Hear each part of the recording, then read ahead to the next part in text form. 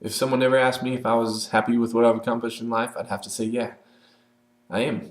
My name is Mike Holsey, and I am currently 28 years old, but I feel like I've lived a lot longer than that. But it's because I keep myself very busy, of course.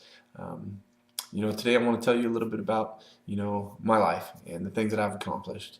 I want to tell you where I came from. I want to tell you the things that I've learned and what I've accomplished. And I also want to tell you about how I plan on spending the rest of my life.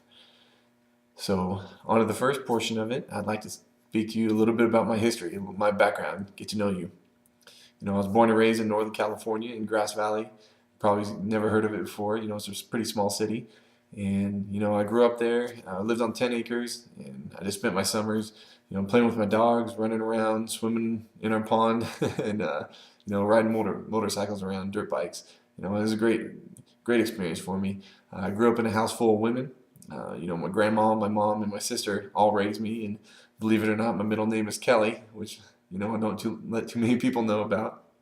But it was a great experience. It taught me how to be self-reliant, taught me how to speak to women, which definitely came in handy later when I met my wife, and I definitely learned respect for myself and what hard work can do. So that's a little bit about my background.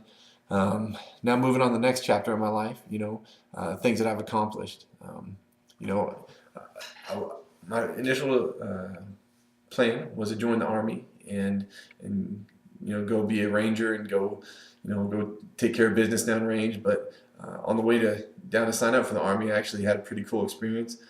I was filling up gas and I heard some honking in the intersection. I looked out there and it was a real, old beat up car. I thought it was a grandma car. And so that definitely, stuck some strings in my heart. So I went out there to see if I could help. Nobody was in the car. I started looking around. And I saw a real pretty girl sitting on the side of the street. And she was crying, talking on the phone. Went up to her, asked her where she was from and if that was her car. And she said it was. So I pushed down an intersection, gave her a ride to mechanics. And I got out of there. I had to go sign up for the army. Well, I called my army recruiter and told him what happened, and he wasn't too happy with me, and he told me I wasn't army material. So I took his advice. I said, I guess I'm not. I didn't know what to do after that, so I started going home, past her car, and slapped a note on it saying, if you ever want to hang out, give me a call. And sure enough, she did.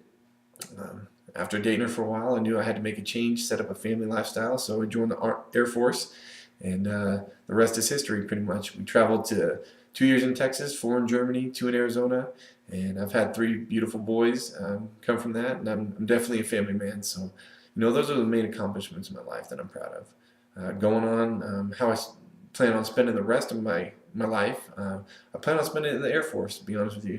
Get my retirement at 20 years, get a nice, relaxed job, maybe a Walmart greeter, I'm not quite sure.